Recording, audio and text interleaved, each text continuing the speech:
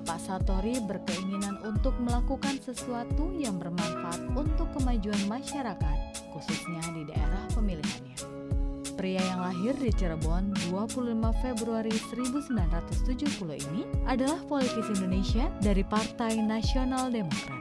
Saat ini, ia menjabat sebagai anggota Komisi 11 DPR yang mewakili daerah pemilihan Kabupaten Cirebon, Kota Cirebon, serta Kabupaten Indramayu. Pengalaman dalam berorganisasinya tidak bisa dipandang sebelah mata. Semasa sekolah pun, ia pernah terpilih menjadi ketua OSIS di SMA Negeri Palimanan. Saya sejak SMA kelas 1, saya sudah berkenalan dengan Pak Haji. Waktu itu satu kelas dengan Pak Haji. Kemudian kelas 2 saya berpisah karena Pak Haji di kelasnya itu di IPS, saya di IPA. Saya mengenal Pak Haji, beliau itu sangat ramah sekali, mudah bergaul, kemudian juga seorang organisasi. Dia kelas 2, sejak kelas 1 dia berorganisasi di OSIS, dan dia kelas 2 itu terpilih menjadi ketua OSIS SMA Negeri Palimanan. Kami bergabung di organisasi OSIS tersebut dan alhamdulillah selalu mendapatkan prestasi yang cukup menggembirakan untuk membanggakan SMA Negeri Palimanan dengan prestasi olahraga maupun prestasi di bidang kesenian.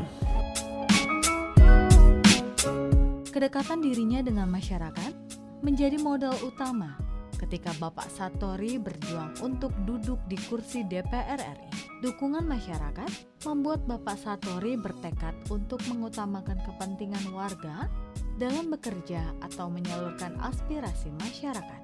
Di masa sekolahnya pun, ia dikenal sebagai siswa yang supel dan mudah bergaul. Berbagai aktivitas sekolah pun ia tekuni, seperti ekstrakurikuler sepak bola, voli, basket, dan tenis meja. Beliau itu orangnya tidak banyak neko-neko. Beliau itu selalu normatif, artinya tidak menunjukkan bahwa nakal atau gimana, sering tawuran dan sebagainya.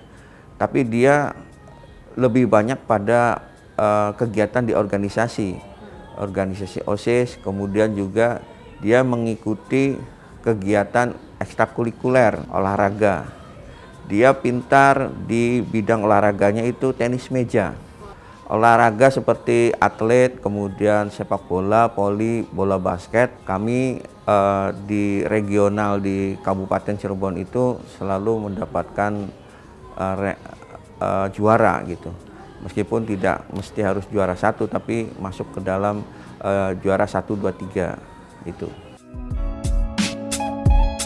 Perjalanan karir Bapak Satori menjadi anggota legislator pun patut mendapat pujian.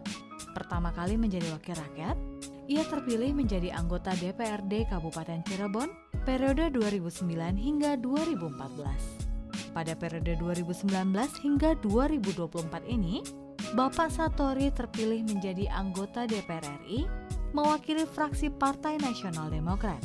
Di karir yang cemerlang, tak membuatnya menjadi angkuh dan menjadi sombong. Dari 20 anggota DPRD Jawa Barat yang mencalonkan diri ke DPR RI, hanya dirinya lah yang terpilih masuk Senayan. Hal ini tentu membuktikan jika Satori sangat dekat dengan masyarakat. Selama ini dia masih tetap merakyat ya.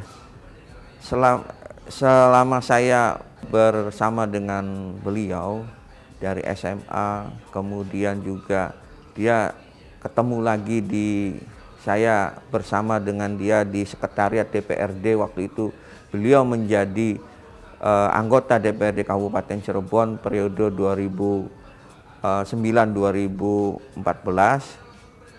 Kemudian dia itu tidak ada perubahan, dia masih ramah, masih tidak sombong, sekalipun dia memiliki jabatan yang tinggi, kemudian juga dia sebelum jadi anggota dewan menjadi pengusaha yang sukses di Kabupaten Cirebon.